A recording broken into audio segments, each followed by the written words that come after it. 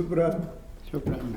Герман. Ну, прежде всего, Даур Капитонович, вот эти интеллектуальные интуиции, с которыми вы сегодня поделились с нами, да, они, каждая из них в отдельности, как тема, тянет на монографию. Поэтому я думаю, в условиях наших, да, очень таких рамок достаточно ограниченных, как-то вот отреагировать на них вот сейчас будет немножко сложновато, но определенные акценты мы уже расставили. Вот и отец Дорофей, и Олег Несторович. Абсолютно с чем можно согласиться, это с тем, что, безусловно, абхазское общество было открытым. Вот у отца Дорофея по этому поводу есть, кажется, в Фейсбуке, он поделился своими размышлениями. Не загоняйте нас в пещеру, в пещеру Абрскила и не представляйте нашу культуру как нечто изолированное, как нечто то, что не подвержено было влиянию извне и, как это ни странно, и не влияло на других. Такого, конечно, никогда не было. Прежде всего, мы должны согласиться с тем, что говорит нам о культуре наука, то есть о происхождении культуры, физиогенном и социогенном происхождении. Вот эта вот двойственность, она накладывает отпечаток на все то, что мы сейчас наблюдаем. Если отпечатки физиогенного, вот того, что мы взяли из природы, достаточно сложно сейчас эксплицировать, то то, что социум нам предлагает и как мы формируемся в условиях социума, это как раз все то, что вы сегодня вот в своем труде обозначили.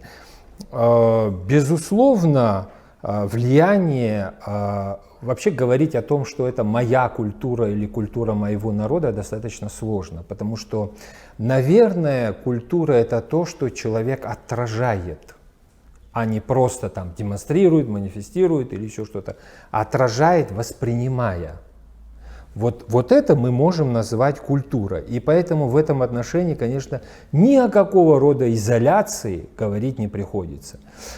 Культура в то же время представляется как нечто пульсирующее, нечто динамичное, ни в коем случае не статичное, постоянно меняющееся и, естественно, меняющееся как под влиянием внешней среды, так и внутренних запросов. В этом отношении я бы хотел поделиться одним примером, которым когда-то поделился с отцом Дорофеем, еще когда мы были студентами, поскольку теология предполагает изучение Священного Писания, помимо Священного Писания еще и наследие религиозного других народов.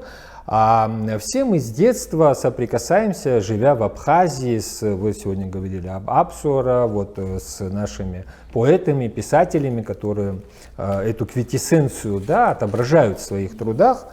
И я бы хотел рассказать вот об этом случайно совершенно произведении, в котором столкнулся, будучи студентом. Есть такой еврейский сборник, который носит наименование «Агада». Это сборник притч или иносказаний, метафор. И он формировался где-то со II века до Рождества Христова, приблизительно по II-IV век после нашей эры. Для чего этот сборник существует? Это часть Талмуда, дополнение к той части Талмуда, которая занимается предписаниями, то есть законами. Евреи решили так, еврейский гений решил так. Мало просто написать предписание «делай так», «делай это» и так далее, ну как и во всех других народах. Что необходимо? Необходимо еще как-то иносказательно раскрыть и объяснить ученику, талмиду, как выполнять то или иное предписание. И вот для этого существуют такие нравственные легкие рассказы. Один из них касается библейских персонажей. Все мы знаем, у нас на слуху Авраам, Исаак, Иаков, да, вот эти, как их называют, праотцы веры. Вот однажды Авраам отправляется навестить своего сына Исхака. И подъезжая к его, значит, шатру, там вот ограждение, все, дверь, его встречает невестка, да, получается, жена Исаака. Вот он спешивается, она его заводит в дом, и он спрашивает, где Исхак, а куда-то там уехал. Вот где тут можно принять, сам Авраам принимал, показывал пример гостеприимства, путников принимал, омывал ноги. Где тут, ну, привяжи коня вот где хочешь там к забору. Вот. А что можно перекусить, и, дескать, и тоже вот это вот все. И, вы знаете, ну ничего из того, что мы традиционным восточным гостеприимством, Библейским. да, тем более библейским, знаем, ничего не было проявлено.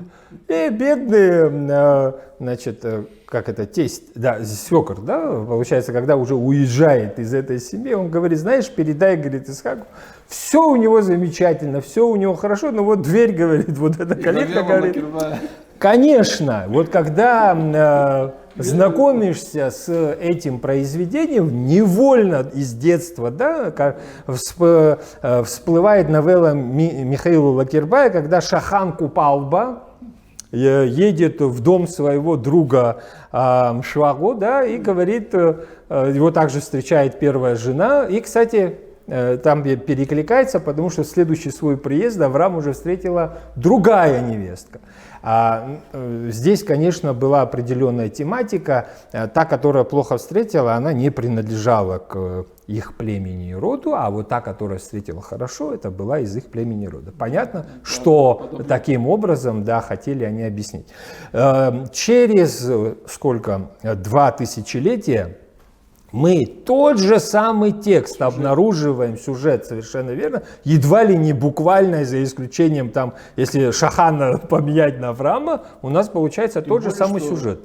Этот сюжет, насколько известно, Лакербай не придумал. Да. Это В народе действительно. О том речь и идет, что культура и становление, конечно, нашего этноса, это не что-то такое, что происходит, как отец Дорофей сказал, в пещере Абрскила. Да? Мы не изолированы толстыми стенами пещеры, и вот нечто такое продуцируем из себя, и вот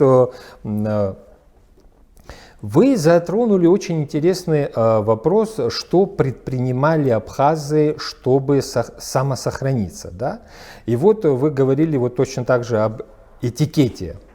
И затронули совершенно вот интуитивно, очень верно сакральную трапезу. Точнее, просто трапезу, которая на самом деле для каждого человека, для каждого индивида является нечто сакральным. И именно потому, как говорит отец Дорофей, история идет фактически от трапезе к трапезе. Если мы посмотрим, да, это в учебниках, когда нам историки пишут, там был заключен тот-то трактат, этот договор. А каким образом они заключались, где они заключались? Это же не просто люди, которые там съехались и на лошадях о чем-то договорились. Всегда все договоры заключаются за столом. И поверьте, на этом столе стоят не просто ручки и не просто пергамент, когда эти договора заключаются. И ничего не изменилось по сей день. То есть, когда нам сегодня СМИ транслируют, простите, вот подписание определенного соглашения, когда, да, там, я не знаю, президенты США, там, России, крупных супердержав берут ручки, что-то. Перед этим серьезнейшая работа идет, и она отнюдь не только ручки предполагает. Почему? Потому что принятие пищи – это действительно для человека, вот в славянском языке слово «жизнь» и «живот» они одинаково звучат. Да? Это очень серьезная вещь. Пищу не разделяют с врагом. Мы это прекрасно знаем. Поэтому все примирения, естественно, вне застолья они не могут быть. Вот будьте там... Естественно, что... Совместный прием пищи очень сближает людей. Естественно, что когда происходило формирование института христианской церкви, то это прежде всего предполагалось и имелось в виду.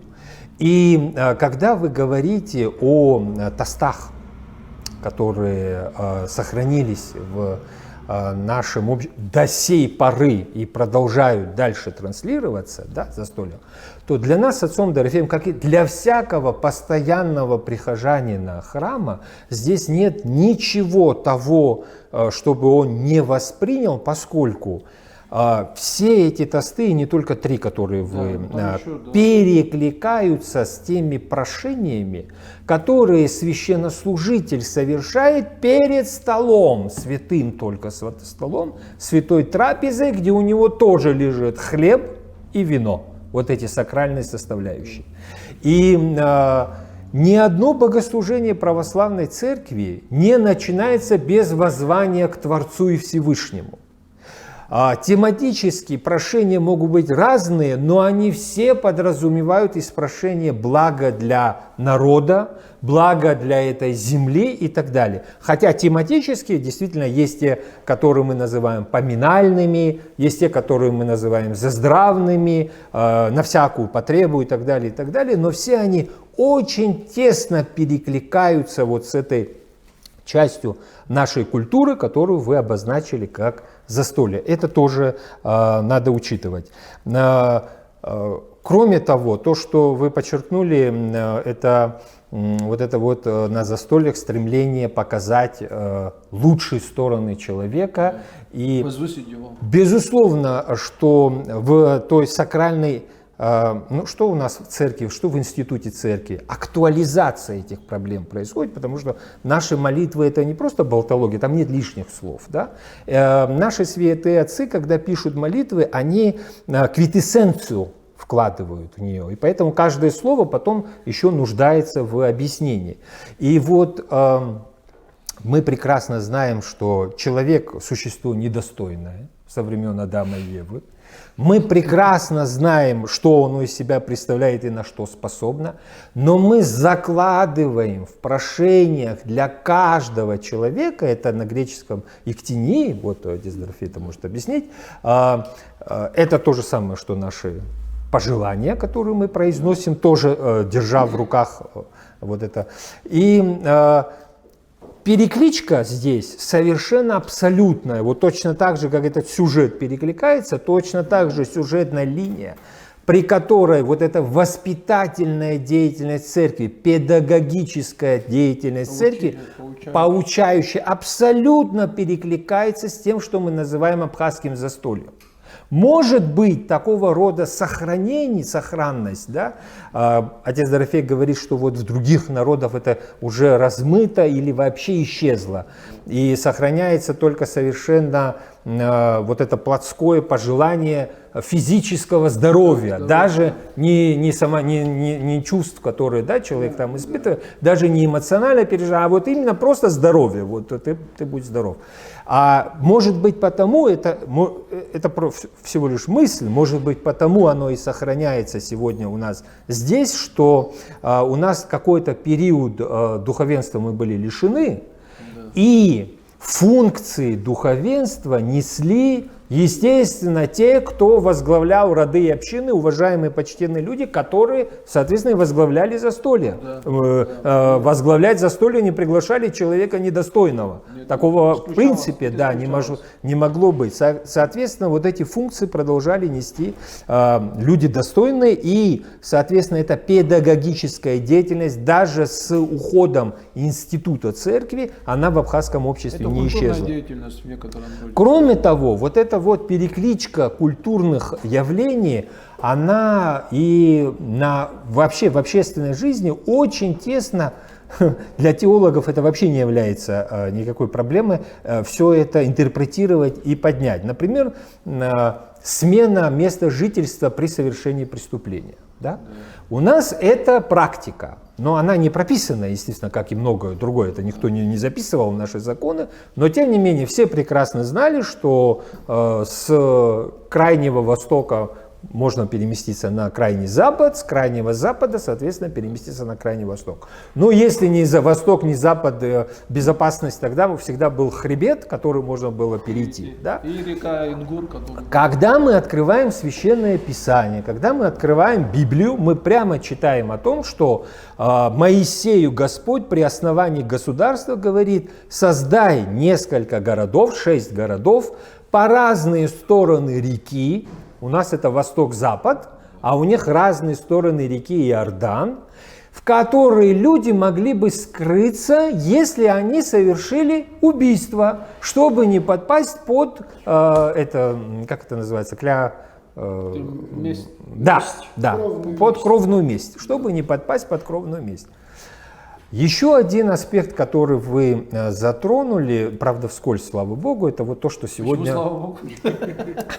Потому что об этом уже очень много сказано, вы тоже говорили, это касается того, что Пицунды, да? Вы знаете, по этому поводу, с точки зрения культуры, тоже есть определенная вот такая вот метафора, которая вот тоже присутствует в Священном Писании. Метафора, в смысле, с нашей точки зрения, если мы на нее посмотрим. Но почему у нас постоянно вот эти вот проблемы? Мы создаем плохой инвестиционный климат, нам говорят. Мы не можем создать хороший инвестиционный климат. Мы не можем предоставить какие-то определенные условия. Мы не вписываемся в те парадигмы, которые прописал цивилизованный мир, и постоянно его нарушаем. Вы вот совершенно точно ответили, почему мы его нарушаем. Отец Дорофей вот подчеркнул вот самую сермяжную самую истину. Землю дал Бог. Землю дал Всевышний. Мы не пришли силой оружия, ее не захватили. Мы просто так, знаете, там из пещеры не вышли и не создали здесь цивилизацию, то есть как-то естественным образом. Да? Существует вот это понятие дара и связанной с ней ответственности. Я вам хочу напомнить, что не только у нашего народа есть такого рода, да, и помимо фольклора есть народы, которые это все записывали. То есть нас сразу отсылают к ацтекам, к майя, в Южную Америку. Не надо так далеко ходить. Откроем Священное Писание. У нас есть такое понятие, как юбилей. Сегодня мы все его празднуем, да, вот как мы снимаем или в Ирцаху, или еще где-то хороший ресторан, солидный, да, мы должны отпраздновать юбилей. А что такое юбилей? Юбилей исходит, это еврейское слово, оно исходит из их концепции восприятия, как вы говорили, Олег Несторович, своеобразного восприятия пространства и времени человеком. У них есть определение, что 6 дней или 6 каких-то отрезков или периодов ты должен заниматься личной деятельностью для себя, чтобы прокормить, чтобы созидать и так далее. А вот 7-й, сакральный, принадлежит только Творцу. И в этот 7-й у тебя должен быть покой. Отсюда слово суббота, шаббат, покой. Он и был выходным днем. И у них есть понятие 7 лет. То есть 6 лет ты работаешь, 7-й год ты не можешь пахать. Что вырастет, то вырастет. Значит, в 6-й год ты должен сделать запас на 1 год вперед. Земля под паром находится, отдыхает, да, земля. Совершенно верно. И вот, а 7 по 7 что дает? 49. И вот у них есть определение юбилея. 49 лет – это такой цикл, то есть 50 лет точнее, это такой цикл определенный.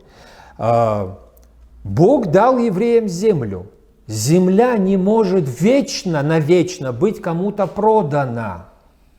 Если вдруг земля продана, то в юбилейный год, когда священники в 50-й год поют, дуют в трубы, шофары, и на Северном Кавказе у черкесов сохранились эти, у адыгов, да, длинные трубы, и у нас они тоже были.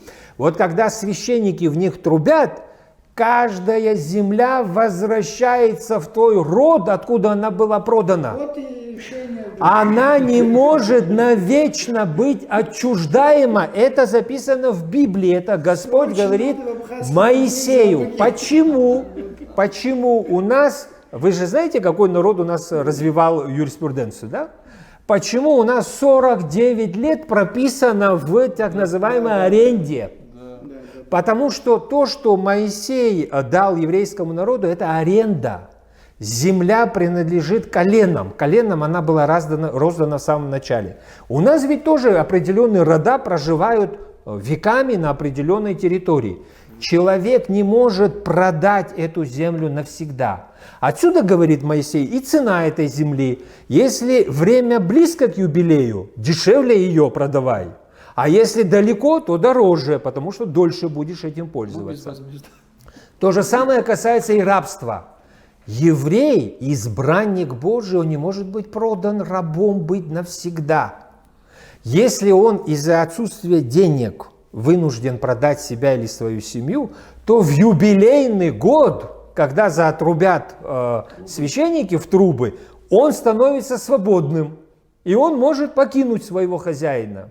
Это к тому, о чем вы говорили, что в нашем этносе, в нашей культуре стремление к свободе, оно ведь носит не просто тот характер, что человек, вот он от всех оков хочет быть избавлен. От всех забот. Да, от всех забот, и все, просто он не хочет нести. Вы меня простите, но махаджирство показало, что когда мы оказываемся вне нашей Родины, да, то мы, чувство ответственности у нас как никогда становится острым и актуализируется. Да. Совершенно верно. И поэтому обвинять нас в том, что, как Чехов говорил, что мы, да. мы, извините, не семеним быстренько по дорожке, у нас нет предприимчивой походки. Вот чего он не увидел. Потому что в среде своего сословия, вы сами знаете какого, там, где он жил, там были эти походки, они должны были себе, они быстро, разночинцы в городах. Вот чего он не увидел в городах Абхазии, даже в том же Новом Афоне. Он увидел походку, когда человек вообще никуда не спешит, совершенно. Мне кажется, что все вот эти отдельные составляющие, они о чем говорят? Они говорят, что прежде всего культура не может быть изолирована и только нашей, что человек отображает, а отображая, человек показывает свое родство с другими цивилизациями, показывает преемственность хронологическую. И третье, что хотелось бы подчеркнуть, это вот по поводу того, что сегодня есть проблема с точки зрения культуры. Мне кажется, эта проблема действительно есть, но с чем она связана? Сейчас мы с вами, к сожалению или к счастью, застали процесс рецепции. Слишком много свалилось на головы наших жителей. Одна даже проблема, о которой очень часто говорили, это проблема урбанизации. Да, когда человек живет в деревне, это одно. Почему отец Дорофей очень легко определить, что здесь живет абхазец, а здесь нет? Потому что это его двор. Он несет ответственность за свое. Ну хорошо, построили вот эти человейники. Да. Непонятно, лестница кому принадлежит? Двор, коммунизм нам говорил, общее. Да, это проблема. Общее для абхазцев, это значит ничье. Я Понимаете? Вот в чем заключается вот эта проблема. И как только мы пройдем процесс рецепции, мы встанем на ноги, эта проблема естественным образом, мне кажется, отойдет. Спасибо.